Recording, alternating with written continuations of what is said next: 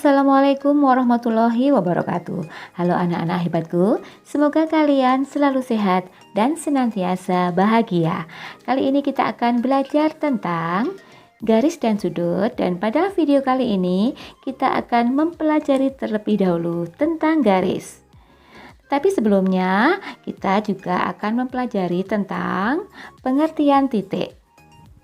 Anakku sekalian, sebuah titik hanya bisa ditentukan letaknya saja, tetapi tidak mempunyai panjang dan lebar, atau tidak mempunyai ukuran atau besaran.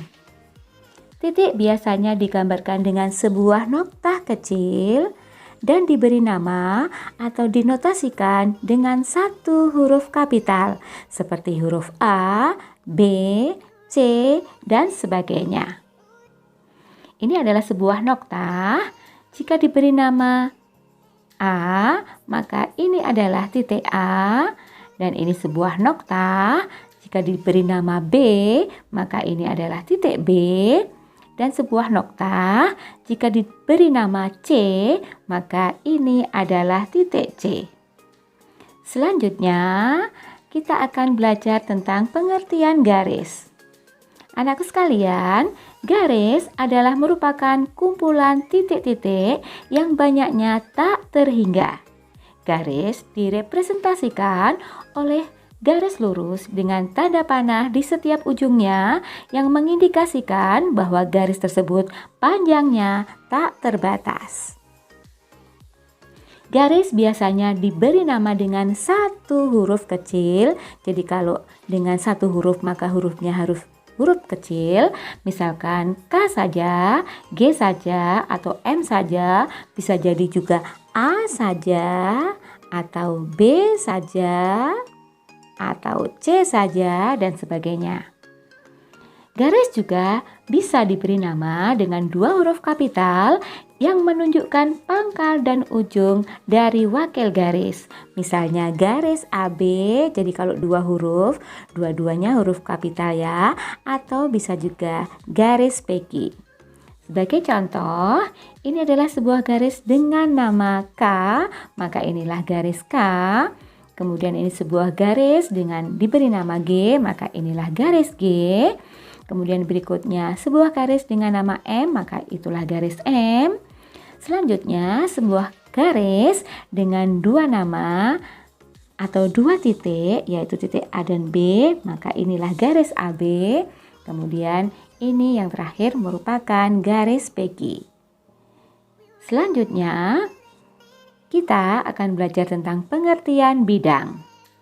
Anakku sekalian, bidang memiliki dua dimensi, yaitu panjang dan lebar, atau disebut juga luas.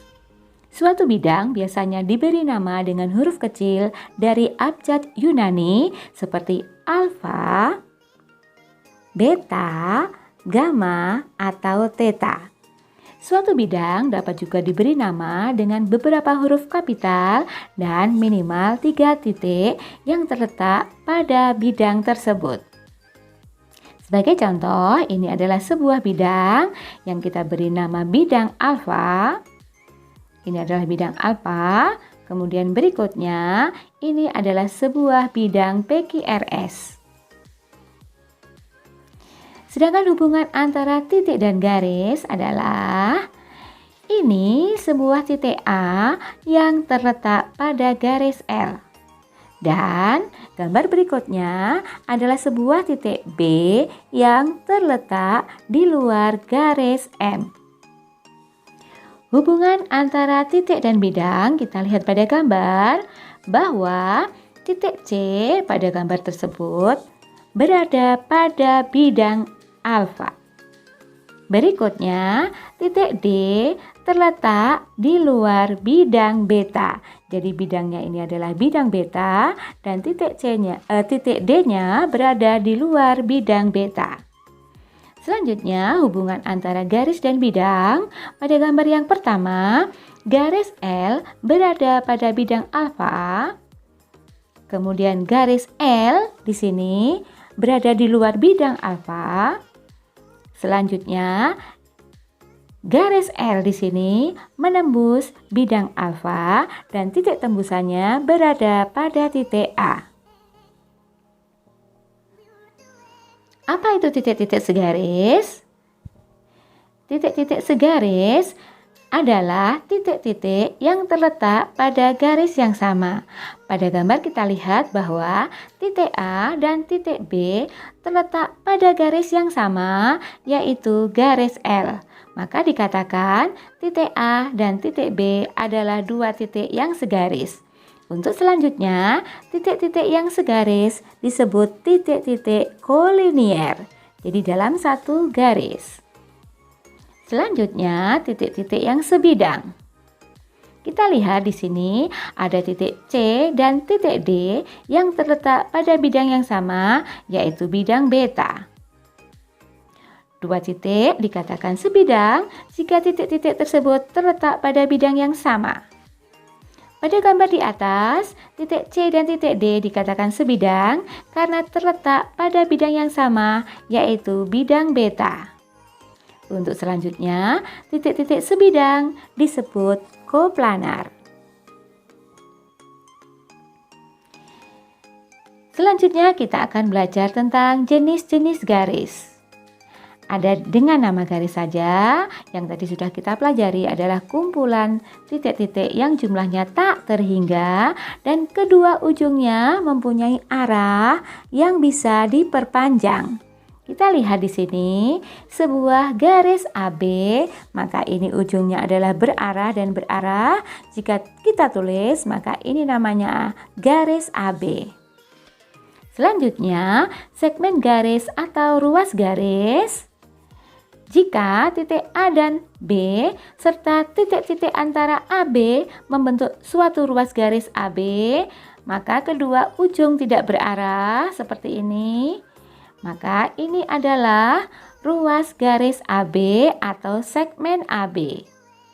Selanjutnya, sinar garis. Jika titik A berada pada atau berada di antara titik B dan C pada sebuah garis, maka gabungan antara titik A dan B juga A dan C dinamakan sinar garis. Kita lihat gambarnya. Titik A terletak di antara titik B dan C, maka AB merupakan sinar garis. Jadi yang berarah adalah pada titik B. Ini merupakan sinar garis AB. Dan AC arahnya pada titik C, ini adalah sinar garis AC. Selanjutnya kedudukan dua garis. Yang pertama adalah garis sejajar. Kita lihat di sini ada dua garis K dan L dan M dan N. Jika garis K dan L diperpanjang, maka kedua garis tersebut tidak akan bertemu atau berpotongan dan jaraknya selalu tetap. Demikian juga untuk garis M dan N. Garis M dan N jika diperpanjang, maka kedua garis tersebut tidak akan berpotongan dan jaraknya selalu tetap. Maka dikatakan bahwa garis K sejajar dengan L dan garis M sejajar dengan N. Bisa ditulis K sejajar dengan L dan M sejajar dengan N. Jadi ini adalah merupakan, ini N ya. Jadi ini merupakan simbol atau notasi dari dua garis yang sejajar. Selanjutnya, dua garis yang saling berpotongan. Kita lihat gambarnya. Ini adalah sebuah garis K dan garis L berpotongan di titik A. Ini sebuah garis dan dua garis M dan N berpotongan di titik B. Dua garis yang saling berpotongan pasti mempunyai satu titik potong. Jadi satu titik potong saja ya. Garis K dan L berpotongan di titik A, sedangkan garis M dan N berpotongan di titik B. Selanjutnya, dua garis yang saling berimpit, kita lihat di sini. Sebuah garis K Di sana terletak titik A, B, C, dan D. Maka garis AB dan garis CD terletak pada satu garis yang sama, yaitu garis K. Dalam hal ini dikatakan bahwa garis AB dan CD adalah dua garis yang saling berimpit. Garis-garis yang berimpit merupakan beberapa garis yang terletak pada satu garis lurus yang sama, sehingga dari beberapa garis itu hanya terlihat satu garis saja.